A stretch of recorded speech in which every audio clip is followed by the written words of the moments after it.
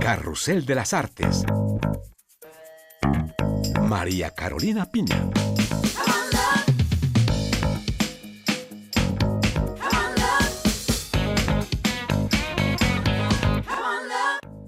Bienvenidos una vez más a este espacio donde la cultura se hace actualidad, que les presentamos desde nuestros estudios aquí en París. A continuación, los temas que les proponemos el día de hoy.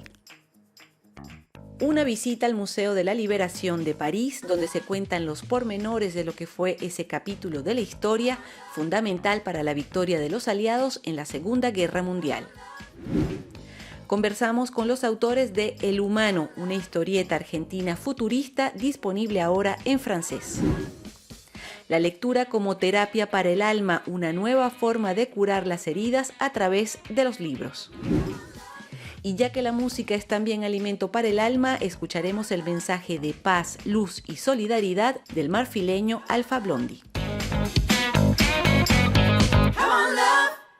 Carrusel de las Artes los lleva hoy a conocer un museo en París dedicado a un episodio histórico muy importante en Francia, la liberación de la capital francesa del dominio nazi, que se celebra cada 25 de agosto.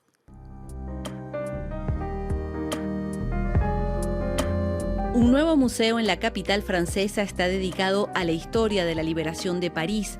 Eso fue el 25 de agosto de 1944, tras 4 años de ocupación nazi. El museo fue construido en un lugar estratégico para la lucha contra las tropas alemanas, como explicó a RFI la directora del Museo de la Liberación de París, Sylvie Sedman. Au-dessous, sous nos pieds, à 20 mètres sous terre, il y a ce qu'on appelle un abri de défense passive. Debajo de este edificio a 20 metros de profundidad se encontraba lo que llamamos un refugio subterráneo de defensa pasiva, un lugar diseñado para resistir en caso de bombardeo.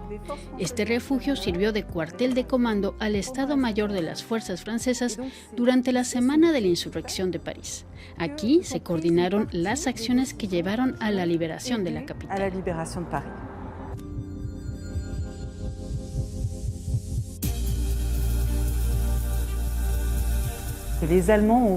Los alemanes tomaron el control de París durante 4 largos años.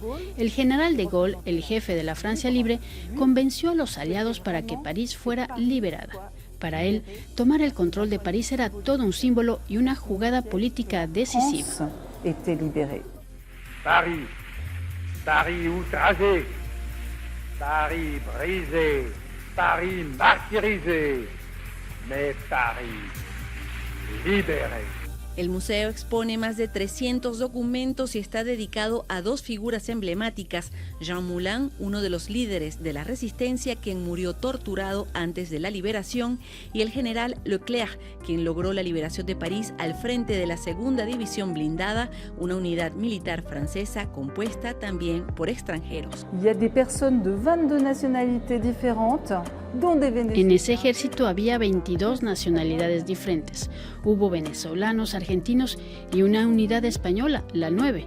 Ellos fueron los primeros en entrar y combatir junto a la resistencia y los soldados franceses para liberar a la ciudad. El museo está diseñado para que el público pueda comprender este episodio tan importante de la historia de Francia. Que puisse comprendre facilement et rentrer dans cette histoire.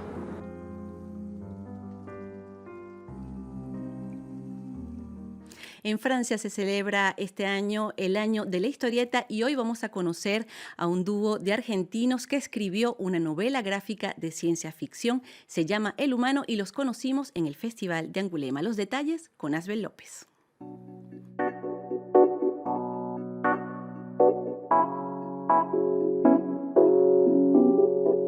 Un futuro en la Tierra muy lejano, donde queda un solo hombre, Robert. Él es el humano de esta nueva novela gráfica futurista que nos lleva a plantearnos una situación límite para la humanidad. ¿Qué pasaría si estuviéramos solos? ¿Cuáles serían nuestros límites? El humano dibuja el camino a la locura en el que la única herramienta salvadora podría ser un robot psicólogo de aspecto femenino.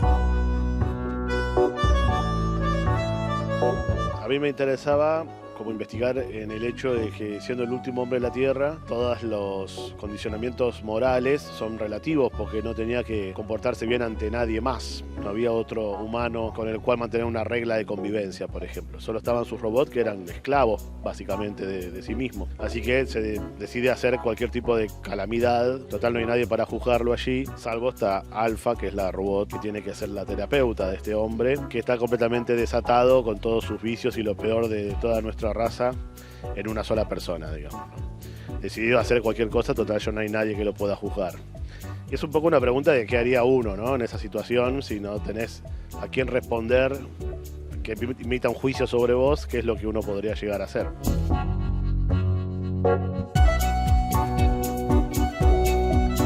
Lucas Varela se encargó de dibujar esta novela gráfica apocalíptica con una paleta limitada de rojos, grises y marrones. El personaje principal de Robert es un ejemplo de la masculinidad tóxica, ¿no? Y cómo se destruye a sí mismo al final de la historia. Y es todo un descenso del personaje a la locura, a la autodestrucción. El humano mezcla ciencia ficción, relato apocalíptico y una buena dosis de análisis psiquiátrico frente a la soledad y el aislamiento. Bueno, mi madre es psiquiatra, así que algo habrá tenido que ver. Y después creo que sí, que es una cultura psicoanalítica muy grande que nos atraviesa más allá de que queramos o no, de analizar todo, de buscarle interpretaciones a los hechos, a los símbolos, a los signos. Así que por ese lado, por ser argentinos. Pero bueno, en Francia tampoco es que tengan pocos psicólogos, así que... Y tienen Lacan y otras escuelas psicoanalíticas enteras. Así. Yo siento cierta atracción por las historias de gente desesperada, ¿no? Y de la locura desatada, y eso me atrae mucho para meterme en una historia.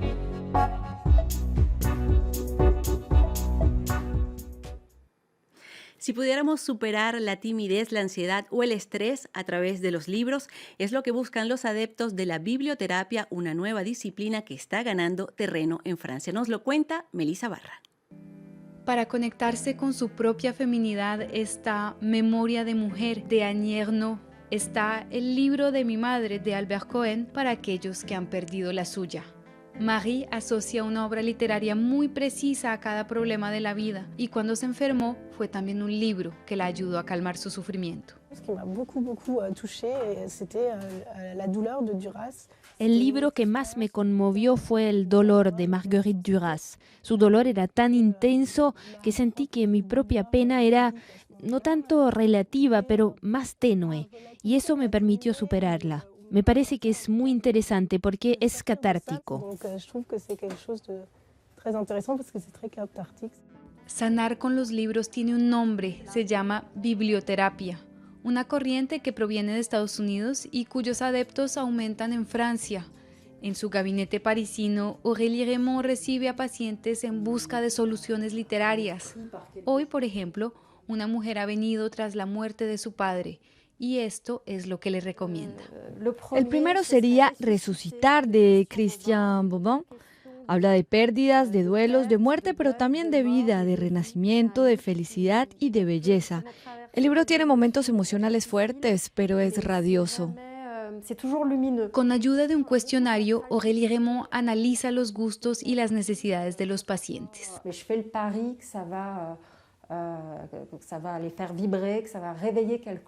Tengo en mente lo que les puede hacer vibrar, lo que despierte algo en ellos para ayudarlos a avanzar, que les dé ganas de leer algo que no acostumbran a leer. Novelas, poemas, lecturas en voz alta o baja, los defensores de la biblioterapia diseñan un tratamiento y dosis para cada paciente. El único efecto secundario del libro medicamento es no querer volver a cerrarlo nunca.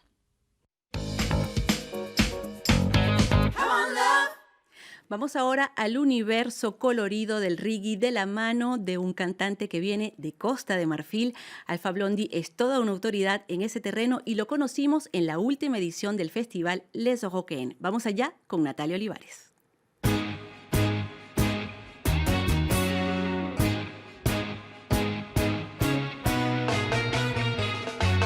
Con más energía que nunca y una prestancia única, la estrella marfileña Alpha Blondy, de 66 años, recorre el mundo para presentar su disco Human Rise y el mismo mensaje de siempre: paz y libertad para todos.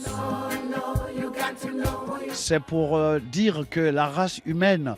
Mi álbum habla de la raza humana, que no es una raza desdichada, porque tenemos tendencia a creer lo que dicen los periódicos y los medios de comunicación. Ce qui n'est pas juste, parce que nous sommes 7,5 milliards d'habitants. A ver el lado negativo de nuestra raza. Y esto no es correcto, porque hay que saber que en la Tierra hay 7,000 millones de seres humanos. Y nos fijamos sobre las desgracias que hacen 1,000 millones de personas, cuando quedan en total 6,000 millones de personas que son buenas, que son positivas. Me gustaría que la humanidad se concentrara en ese lado positivo y no en el lado de la oscuridad. De la vie, par le côté ténébreux.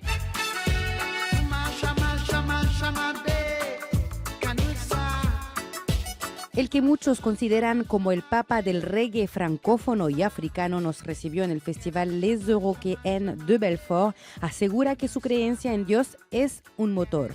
Así como su disco, Alpha Blondy promociona la idea de solidaridad, un concepto y un estilo de vida que los jóvenes deben defender. Avec les jeunes, je suis optimiste. Con los jóvenes soy optimista, aunque al escucharlo a veces es como si hubieran inventado el agua tibia. A veces dicen que mamá no entiende nada al amor, que papá no sabe nada, pero es así, es la vida.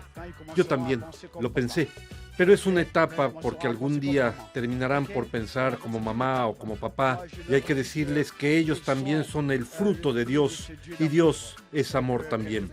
Esto es positivo, tengo fe en ellos y tengo fe en el futuro. Et j'ai foi en l'avenir. Alpha Blondy no piensa jubilar, seguirá recordando a la juventud que él fue testigo del racismo, las dictaduras y del terrorismo, cosas que hay que combatir sin descanso. En el escenario, Alpha Blondy gana la pelea y reúne a la gente cual sea su color, su origen o su diferencia.